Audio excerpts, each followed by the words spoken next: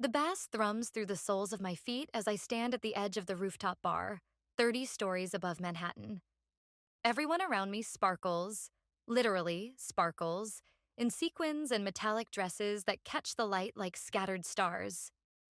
I'm wearing the black dress Nicole picked out for me, because of course I am. She's always known what's best for me, hasn't she? Mia. Nicole's voice carries across the crowd, musical and commanding as always. She's waving a champagne bottle, her smile brilliant enough to rival the city lights behind her. Birthday girl, get over here. I weave through the crowd, accepting hugs and birthday wishes from faces I mostly recognize from Nicole's Instagram stories. The party is exactly what she promised.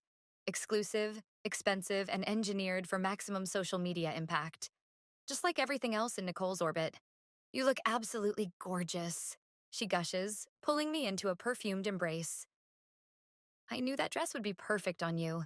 Didn't I tell you? You always know, I say, and mean it. For 10 years, Nicole has been my compass, my confidant, my sister in everything but blood. The person who took awkward, uncertain Mia and helped transform her into someone who could almost belong in places like this. Edison appears at my elbow, offering a knowing smile and a fresh glass of champagne. Happy birthday, he says quietly, his steady presence a counterweight to Nicole's sparkle. Holding up okay? Before I can answer, Nicole sweeps me away for photos. The lighting is perfect right now, she insists, positioning me against the cityscape. I smile on command, letting her adjust my pose like a photographer with their favorite prop. The night blurs into a carousel of toasts and laughter and carefully curated moments. I'm floating on champagne bubbles when I excuse myself to the bathroom, weaving through the crowd toward the interior of the venue. That's when I hear it. Can't believe she's 30. Nicole's voice, slightly slurred but still carrying that familiar musical lilt. God, remember when we met her? So desperate to belong somewhere? I freeze, one hand on the bathroom door. The voices are coming from around the corner, just out of sight. She's sweet, though. Another voice. Pearl, I think. You two are like sisters. Nicole's laugh is sharp enough to cut. Please, she'll never be more than my sidekick. I mean, look at her, still wearing the clothes I pick out, still following my lead. It's kind of sad, really, like having a permanent intern who never graduates. The words hit like ice water, shocking me sober. My chest constricts as a decade of memories suddenly shift, kaleidoscope-like, into new and horrible patterns. That's harsh, Pearl says, but she's laughing too. It's true, though. I love her, but come on. Some people are meant to be supporting characters. At least she's good at it. I back away from the bathroom, my heels suddenly unsteady beneath me. The party lights seem too bright now, harsh and exposing. Every smile directed my way feels like pity. Every laugh sounds like mockery. My phone buzzes, a text from Edison. You okay? You look pale. I scan the crowd and find him watching me with concern. Beyond him, Nicole has returned to holding court, champagne in hand, radiant as ever. She catches my eye and waves, blowing an exaggerated kiss. My stomach lurches. 10 years of friendship telescope down to this moment, this revelation. Every time she's helped me with my career, every introduction she's made, every piece of advice she's given. Was it all just to keep me safely in her shadow? I grab my clutch and head for the elevator, ignoring the calls of, "Birthday girl, where are you going?" My hands shake as I press the lobby button. In the mirrored walls, I see myself as Nicole sees me. The faithful sidekick, the eternal supporting character, carefully styled in a dress she chose. But there's something else in my reflection, too. Something hard and bright in my eyes that wasn't there before. Because what Nicole doesn't know, what she's forgotten in her champagne-soaked superiority, is that I'm the one person who knows where all her bodies are buried. 10 years of secrets, of covering for her, of being the reliable friend who helps clean up her messes. The elevator doors open to the lobby, and I step out feeling lighter than I have all night. Tomorrow, Nicole will wake up to find her carefully constructed world beginning to crumble. And I'll be watching from the shadows she so thoughtfully taught me to inhabit. Happy birthday to me. Morning light filters through my bedroom window, harsh and unforgiving. My phone shows 17 missed calls from Nicole, 38 text messages, and one voicemail that I delete without listening. The dress she chose lies crumpled on my floor like a shed skin. I drag myself to the kitchen, where Edison is already waiting with coffee. He stayed over on my couch last night after following me home from the party, worried about my state of mind. Now he watches me with those careful eyes of his, waiting for me to break or explode. "You should eat something," he says, sliding a bagel across the counter. "I should burn that dress," I reply, but I take a bite anyway. "Did you know? About how she really saw me?" Edison's hesitation is answer enough. "Mia, how long?" He sighs, running a hand through his disheveled hair. "I've seen glimpses. The way she takes credit for your ideas at work. How she always positions herself as your mentor rather than your equal. But last night was different. Cruel." My phone buzzes again, Nicole's face lighting up the screen. I silence it without looking. "You know what's funny?" I say, staring into my coffee. "Yesterday morning, I was helping her damage control her latest crisis. Again. She called me at 5 a.m. panicking about some documents that could ruin everything if they got out. And I dropped everything to help because that's what sidekicks do, right?" Edison straightens. "What documents?" I walk to my home office where my laptop sits beside a thick manila envelope. "These arrived last week.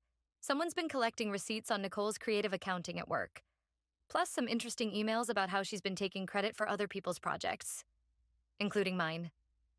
"Jesus, Mia." Edison picks up the envelope like it might explode. "This is serious. This could end her career."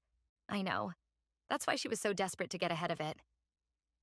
I laugh, but there's no humor in it. I spent 6 hours yesterday helping her craft responses, making calls, calling in favors, all while she was probably thinking about what a pathetic little helper I am. My phone buzzes again. This time it's Pearl, probably calling to do damage control on Nicole's behalf. I let it go to voicemail. "What are you going to do?" Edison asks quietly. Before I can answer, there's a pounding at my door. "Mia, I know you're in there." Nicole's voice missing its usual musical quality. "Why aren't you answering your phone? We need to talk." Edison moves toward the door, but I grab his arm. "Don't," I whisper. "Please." The pounding continues. "This isn't funny, Mia.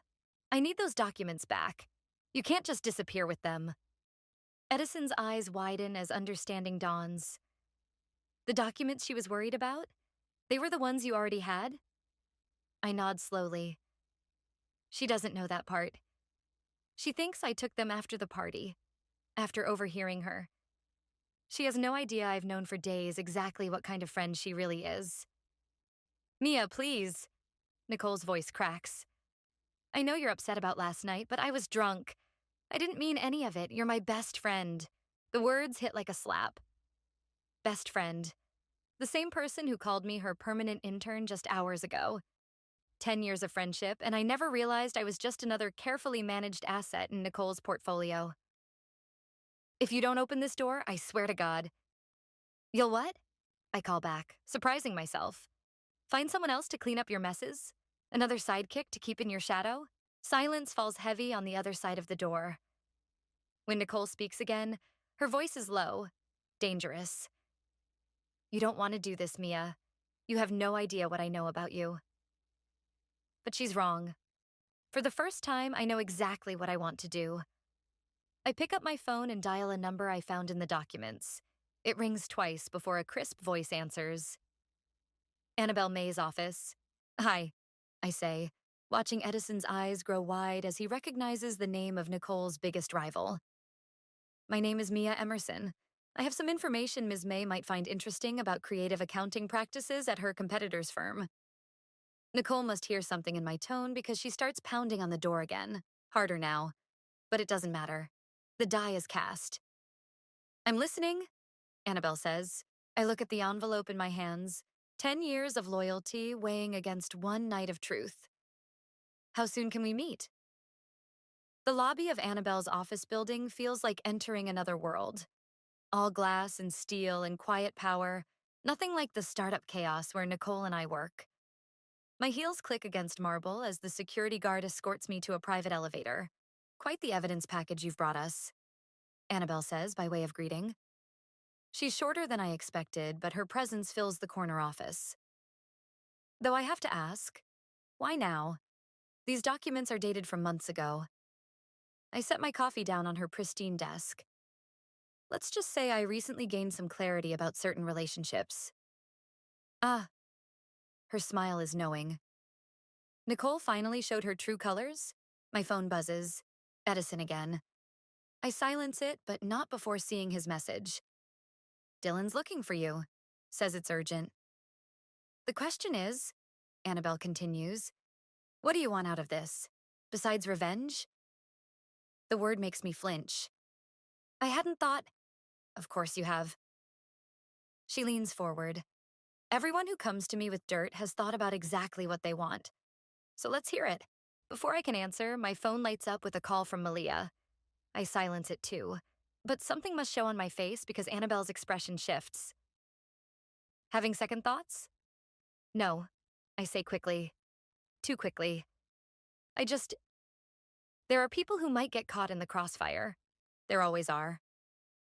Annabelle stands, walking to her window. Did you know Nicole tried to poach my entire development team last year? Offered them all significant raises, equity packages, but she didn't count on loyalty. My stomach twists. What do you mean? They told me everything, showed me the offers. We used that information to secure our biggest contract to date. She turns back to me.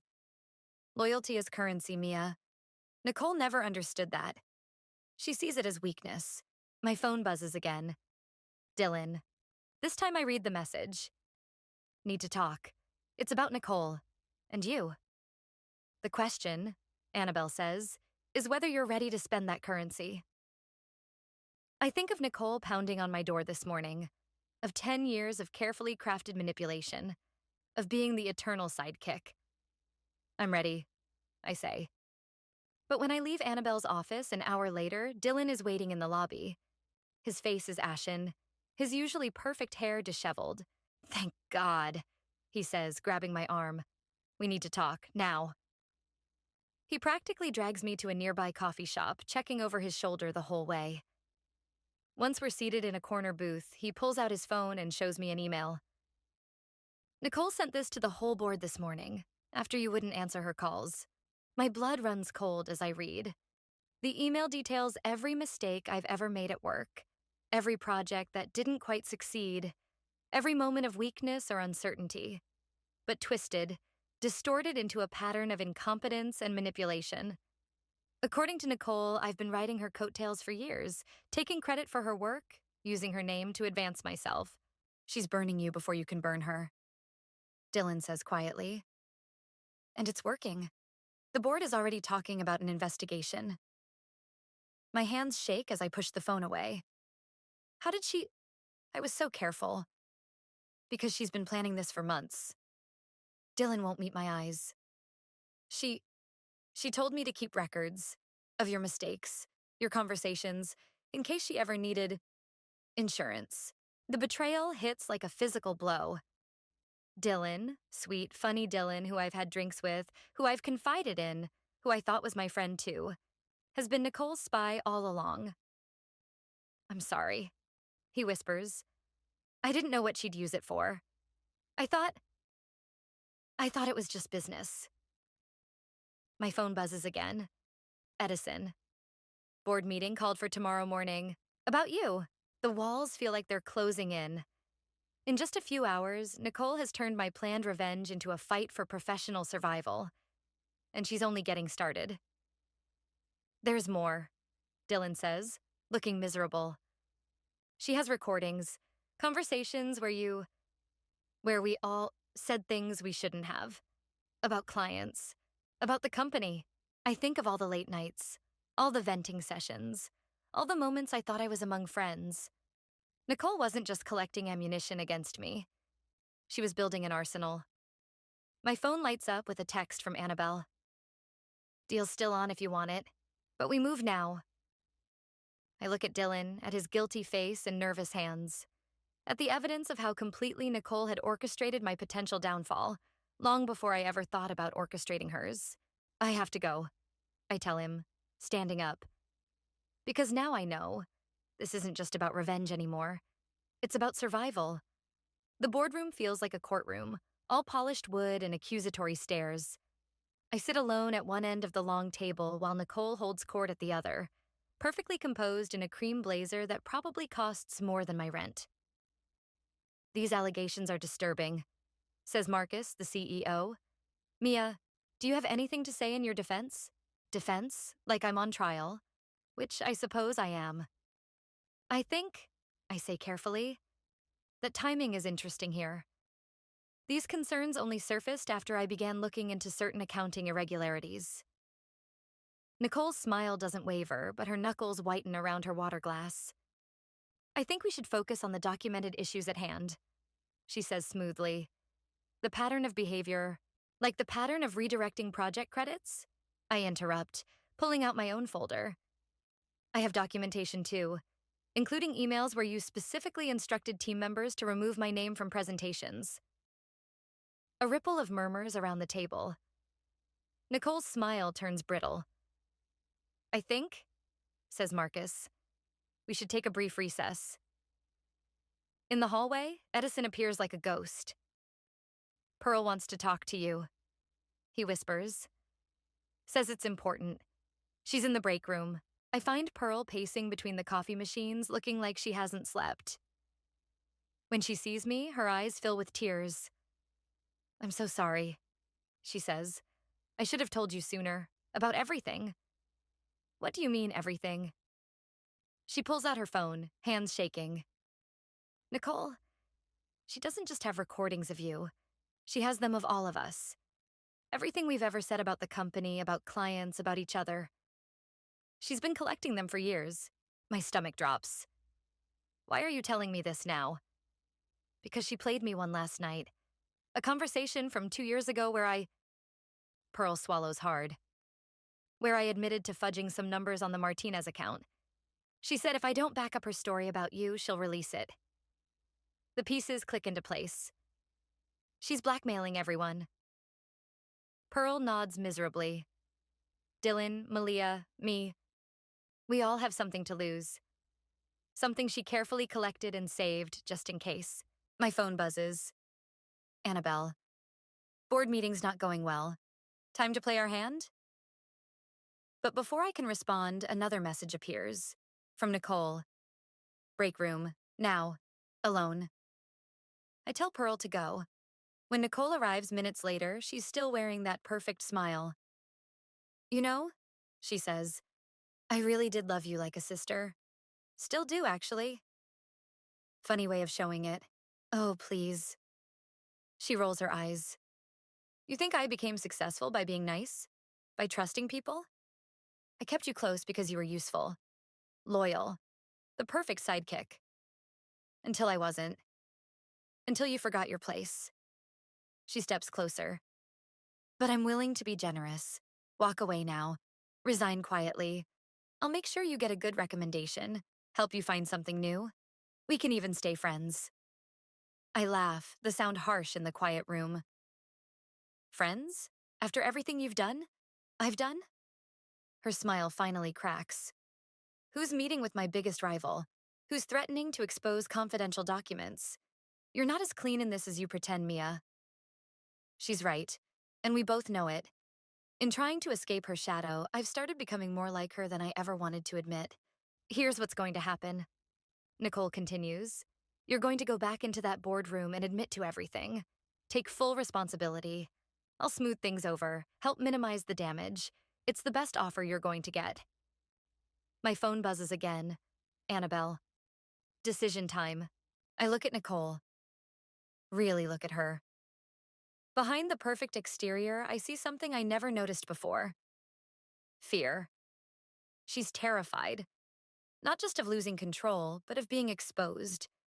Of someone seeing behind the carefully constructed facade. You're right about one thing, I say. I'm not clean in this, but at least I'm not afraid of people seeing who I really am. Her eyes narrow. What's that supposed to mean? Instead of answering, I text Annabelle back. Do it. Nicole's phone chimes immediately. Then everyone else is in the building. Mass email. The color drains from Nicole's face as she reads. Because Annabelle didn't just expose the creative accounting. She exposed everything. Every manipulated project credit. Every blackmail recording. Every carefully orchestrated betrayal. You'll go down with me, Nicole whispers, but there's uncertainty in her voice now. Maybe, I say, heading for the door. But at least I'll go down as myself, not someone's sidekick. I leave her there, staring at her phone as her perfect world crumbles one email at a time. The aftermath feels like a bomb has gone off. Security escorts Nicole from the building while HR sends everyone else home, pending investigation. I sit in my empty office, watching people hurry past with boxes of personal items, avoiding eye contact. Edison appears in my doorway. Malia's crying in the bathroom, he says quietly. Her recording was personal. Things she said about her marriage. Nicole promised she deleted it. The victory I felt an hour ago curdles in my stomach. I didn't know which recordings Annabelle had. I just told her to release everything. I know. He sits across from me.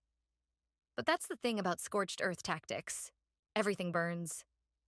My phone lights up with messages, mostly from unknown numbers. Former colleagues calling me brave, calling me a traitor, asking why I didn't warn them, telling me I'm just as bad as Nicole. They're not wrong. The board wants to see you, Edison says. And Mia? Dylan's in there too. The walk to the boardroom feels longer than before. Dylan sits hunched in his chair, looking shell-shocked. Marcus stands at the window, his back to us both. Well, he says finally, turning around. This is quite a mess you've created. Sir, He holds up a hand. The good news is, the creative accounting evidence is solid. Nicole's actions were illegal, and the company will be pressing charges. I let out a breath I didn't know I was holding. The bad news, he continues, is that the collateral damage is extensive. Private conversations exposed. Client relationships compromised. Employee trust shattered. Dylan makes a small, broken sound. And you too. Marcus fixes us with a hard stare. We're at the center of it all. Dylan feeding information to Nicole. Mia feeding information to Annabelle. Both of you choosing nuclear options instead of coming to me directly. We didn't think... Dylan starts. No, you didn't. Marcus sighs. The board has decided that termination is the only option, for both of you. The words hit like physical blows. I knew there would be consequences, but somehow I thought exposing Nicole would protect me, make me the whistleblower instead of the villain. You have an hour to clear out your desks, Marcus says. Security will escort you out. In the elevator, Dylan finally speaks. I loved her, you know. Nicole. That's why I did it. Why I helped her collect all those recordings. I know, I say, because I do. Nicole had a way of making you feel special, chosen, until you weren't. But you know what's really messed up? He laughs bitterly. I think I helped destroy you because I was jealous. You were her real best friend. I was just convenient. The elevator doors open to reveal Pearl waiting in the lobby. When she sees me, her face crumples. How could you? She demands. That recording. My marriage was falling apart. I was drunk and scared and trusted Nicole to delete it. Now everyone knows. My husband knows. Pearl, I'm sorry. No, you're not. Her voice breaks. You're just like her, using people's trust as ammunition. At least Nicole was honest about being a snake. She turns and walks away, heels clicking against marble. Behind me, Dylan silently heads toward his desk. My phone buzzes. Annabelle. Messy, but effective. Let's talk about your future. Dinner tonight? I think about accepting. About turning this nuclear wasteland into a career opportunity. Isn't that what Nicole would do? Instead, I text Edison. Need a drink? Or 10? I find him waiting outside, hands in his pockets. You okay? I destroyed everything, I say. My career, my friendships, people's marriages, all because I couldn't stand being someone's sidekick anymore. No, he says firmly. You exposed real wrongdoing. The method was messy, but I became exactly what I hated. I laugh, the sound edged with hysteria. Nicole collected people's secrets to use as weapons. And what did I do? Use those same weapons. I didn't beat her, Edison. I replaced her. My phone buzzes again. An unknown number, but I recognize the email address in the preview. It's from one of Nicole's other victims, someone from years ago, someone whose career she destroyed, someone who's been waiting for this moment. The message is simple. Ready to finish what you started? Edison reads over my shoulder. Mia, don't. You've done enough. But have I? Nicole's facing charges for the financial fraud, but what about everything else? All the other lives she's ruined? Don't they deserve justice, too? I look at Edison's worried face, then back at my phone. At the chance to either stop this spiral or dive deeper into it. I need to make this right, I say. Which version of right? He asks quietly. Nicole's? Or yours? I wish I knew the answer. The cafe is empty except for me and Nicole's first victim. Rachel looks exactly like her LinkedIn photo from 6 years ago. Sharp features, sharper eyes, the kind of person who doesn't forget. I've been watching you, she says, stirring her untouched coffee. Watching her too, waiting for someone to finally crack her perfect facade. And now that someone has? Now we finish it. Rachel slides a USB drive across the table. This is everything I collected before she destroyed my career. Bank transfers, altered contracts, private emails, things even Annabelle doesn't know about. My hand hovers over the drive. Why didn't you use this yourself? I tried, but Nicole was too powerful, too connected. Nobody would touch it. Rachel's smile is cold. But now, with her reputation in tatters and criminal charges pending, perfect timing. My phone buzzes. Edison.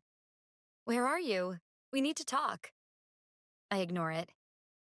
What exactly are you proposing? Release everything, not just the professional dirt, the personal stuff too. Her family's dirty money, her brother's rehab stays, everything she's tried to bury. The cafe door chimes. I look up to see Malia entering, eyes red but determined. Sorry I'm late, she says, sitting down. Had to lose the reporters camping outside my house. Rachel's smile widens. Excellent. I was just showing Mia what we've collected. We? I look between them. Did you think you were the only one Nicole betrayed? Malia's voice is hard. Rachel found me last night, showed me everything. This goes so much deeper than office politics, Mia. My phone buzzes again. Edison. Nicole's been arrested. Things are getting worse. The question, Rachel says, is whether you're ready to go all the way. No more half measures. The USB drive sits between us like a loaded gun. I think about Pearl's marriage, Dylan's broken trust, my own scorched career. This would destroy her completely, I say. Yes. Rachel doesn't blink. That's the point. The cafe door chimes again. This time it's Edison, looking frantic. Mia, thank God. You need to see this. He holds up his phone. A news article about Nicole's arrest. But it's not just about the creative accounting anymore. Somehow the story has shifted. Now it's about a conspiracy.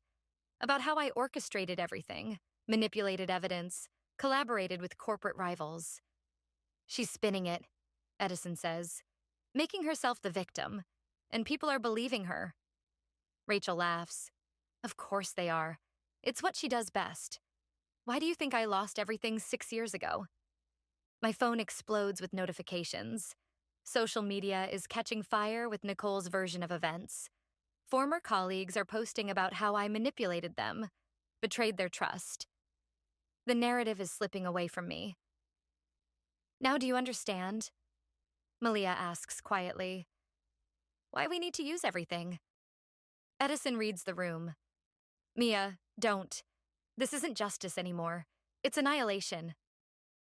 Sometimes they're the same thing, Rachel says. I stare at the USB drive, remembering Nicole's words in the break room. You think I became successful by being nice? No.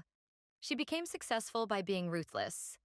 By understanding that sometimes you have to destroy someone completely to ensure they never rise again. Just like I'm considering doing now. If we do this, I say slowly, we're no better than her. Maybe not, Malia replies. But at least we'll win. My phone buzzes one final time. A text from Nicole, sent from wherever they're holding her. You should have taken the deal. Now everyone will see who you really are. I pick up the USB drive, feeling its weight. Inside is enough ammunition to not just destroy Nicole's career, but her entire life. Her family, her future, everything. Just like she would do to me, is already trying to do to me. Mia, Edison says softly. Please. Rachel and Malia watch me expectantly. Two more women shaped by Nicole's betrayal, waiting to see if I'll become what we all hated. I stand up. No, I say. No? Rachel's eyes narrow. After everything she's done? I won't help you destroy her life. I set the USB drive down. But I will help you tell the truth. The real truth, with real evidence. No personal attacks, no collateral damage, just facts. That's not enough, Malia protests. It has to be. I look at Edison, see the relief in his eyes. Because if we do it her way, we prove her right. About all of us. I walk out before they can argue, Edison following close behind. Outside, the sun is setting over the city, painting everything in shades of gold and shadow. You know they'll release it anyway, he says. I know. I watch a news van drive past, hunting for the next sensational headline. But I won't be part of it. I'm done playing by Nicole's rules. So what's our next move? I smile, feeling lighter than I have in days. We're going to tell my story. All of it. Before she can twist it any further. Because sometimes the best revenge isn't destruction. It's truth. The police station's interview room smells like stale coffee and anxiety. Nicole sits across from me, still somehow immaculate despite spending the night in custody. Only her eyes reveal the cracks in her armor. They're fever bright, desperate. Come to gloat? She asks. No. I set my phone on the table between us, recording app open. I came to give you a choice. Her lawyer shifts uncomfortably beside her but doesn't speak. We both know this isn't a legal conversation. Rachel and Malia want to release everything. I continue. Not just the work stuff. Everything. Something flickers across Nicole's face. The first real fear I've seen from her. You wouldn't. I wouldn't. But they would. I lean forward. Unless you tell the truth. All of it. Starting with what really happened 6 years ago with Rachel. Nicole laughs, but it's brittle. And why would I do that? Because deep down, you're tired, aren't you? Tired of maintaining the perfect facade. Tired of keeping track of all the lies and manipulations. Tired of seeing enemies in every shadow. You don't know anything about me. I know everything about you. 10 years of everything. I tap my phone. So here's the choice. Tell your story, the real story, or let Rachel tell it for you. The lawyer whispers something in her ear.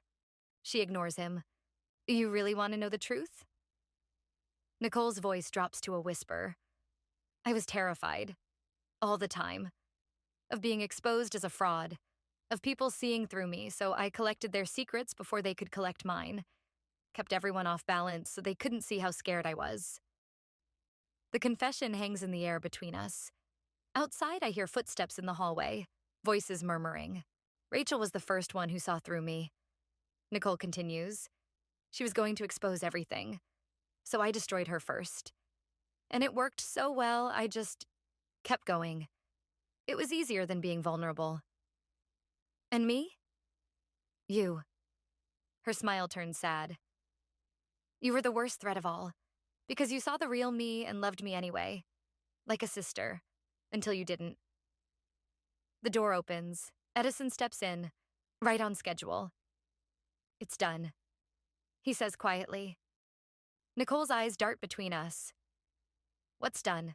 I slide my phone across the table, open to a news website. The headline reads, Exclusive. Former executive tells all. A story of power, fear, and redemption. Your confession just went live, I say. The real story. Not the twisted version you've been spinning or the nuclear option Rachel wanted. Just the truth. The color drains from her face as she reads. Every word from the last 5 minutes, transcribed and published. Her vulnerability, her fear, her humanity. You can't, she starts. I already did. I stand up. The world doesn't see you as a monster anymore, Nicole. Just a scared, broken person who hurt people because she was hurting. That's your punishment. Being seen. Really seen. You've ruined me, she whispers. No, I've freed you. And me. And everyone else you tried to control. I head for the door, then pause. Oh, and those personal files Rachel and Malia wanted to release? I destroyed them this morning. Some secrets deserve to stay buried. Edison follows me out. In the hallway, my phone is already exploding with notifications. The story is spreading, but not the way Nicole feared. People are sharing their own stories of workplace manipulation, of toxic friendships, of finding the courage to be vulnerable. You okay? Edison asks softly. No, I admit. But I will be. My phone buzzes with a text from Pearl. Just read the article. Can we talk? Then Malia. You were right. This was better. Even Rachel. Not what I wanted, but maybe what I needed. What now? Edison asks as we step into the sunlight. I think about Nicole, sitting alone in that interview room, finally seen for who she really is. About how freedom sometimes comes from letting go of revenge. Now? I smile. Now I stop being anyone's sidekick, including my own. He takes my hand, and for the first time, I let him. Because that's the thing about stepping out of someone's shadow. You finally get to choose your own light. My phone buzzes one last time. A message from Nicole. I'm sorry for everything, and thank you. I don't respond. Some stories don't need another chapter. Sometimes the best ending is simply walking away, head held high, into whatever comes next. Edison squeezes my hand. Ready? I look back at the police station one last time, then forward at the city sprawling before us. Ready. Because the best revenge isn't destruction or exposure or even truth. It's living well, on your own terms, in your own story. Finally, I'm ready to write mine. The morning sun streams through my apartment windows as I pack the last of my office things into boxes. My phone lights up with another job offer, the 5th this week. Ever since the article went viral, companies have been scrambling to show they take workplace toxicity seriously. I delete it without reading. Edison brings me coffee, watching as I pick up the black dress from my birthday party. Keep it or donate? Burn it, I say, then pause. No, actually, I have a better idea. An hour later, I'm standing outside a women's shelter, boxes of designer clothes in my arms. Everything Nicole ever chose for me. The shelter director, Maria, greets me with a knowing smile. Interview outfits, I explain, for women starting over. As we sort through the clothes, my phone buzzes. Pearl. Coffee? Found a new place? No memories there. I meet her at a tiny cafe in a neighborhood I've never visited. She looks different, lighter somehow, despite the shadows under her eyes. The divorce papers came through yesterday, she says without preamble. Turns out the recording wasn't what ended my marriage. It just made me finally face what I already knew. I'm sorry. Don't be. She stirs her coffee. I'm starting a support group for people recovering from toxic relationships, romantic, professional, whatever. Was wondering if you'd come speak. Before I can answer, my phone lights up with a news alert. Tech startup announces major leadership changes. Former executive Nicole Diaz pleads guilty, agrees to industry ban. Pearl reads it over my shoulder. Is it weird that I feel sorry for her? No, I say. I do too, but not sorry enough to let her back in. Speaking of letting people in, Pearl's eyes drift to something behind me. Isn't that Edison? He's outside the cafe window, pretending to be fascinated by a newspaper stand. I haven't seen him since that day at the police station, since that moment of almost something between us. Go, Pearl says softly. Some stories deserve a new chapter. I find him still studying headlines. Anything interesting? Just this story about a woman who chose truth over revenge. He looks up, smiling. Pretty compelling stuff. I heard she's still figuring out her next move. Any ideas? I think about Pearl's support group, about Maria's shelter, about all the messages I've received from people sharing similar stories. Actually, yes. I pull out my phone, show him the website I've been building. A platform for people to share their experiences, resources for recognizing manipulation, legal aid contacts, a place to find your voice when someone's tried to silence it. Not exactly the corporate comeback people are expecting. Good. I close the browser. I'm done meeting expectations, especially other people's. My phone buzzes. Malia wanting to grab lunch. Then Rachel asking about collaborating on a workplace ethics workshop. Even Dylan apologizing again, seeking redemption. Looks like you're in demand, Edison says. Looks like I'm exactly where I need to be. A final message comes through. From Nicole's brother, of all people. She's starting therapy, he writes. Real therapy this time. Says you showed her there's strength in being seen. I delete the message without responding. Some bridges stay burned, and that's okay. So, Edison says, taking my hand. What's next? I look at our reflection in the cafe window. No designer clothes, no carefully curated image, just me. Finally, completely me. First, coffee, I say. Then we build something real. Together? Together. I squeeze his hand. But not as sidekicks. We walk into the cafe where Pearl waits, where new possibilities simmer like fresh coffee, where the morning light turns everything golden. My phone stays quiet in my pocket. Not because there aren't messages coming in, but because I'm finally choosing which voices to hear. And for the first time since my birthday, since that rooftop revelation that shattered everything, I feel truly, completely free. Not because I destroyed my enemy, but because I refused to become her. Because I chose to write my own story, even when others tried to edit it. Pearl waves us over, already pulling out chairs. Edison's hand stays warm in mine. Outside, the city pulses with millions of stories waiting to be told. This one's mine. And I'm just getting started.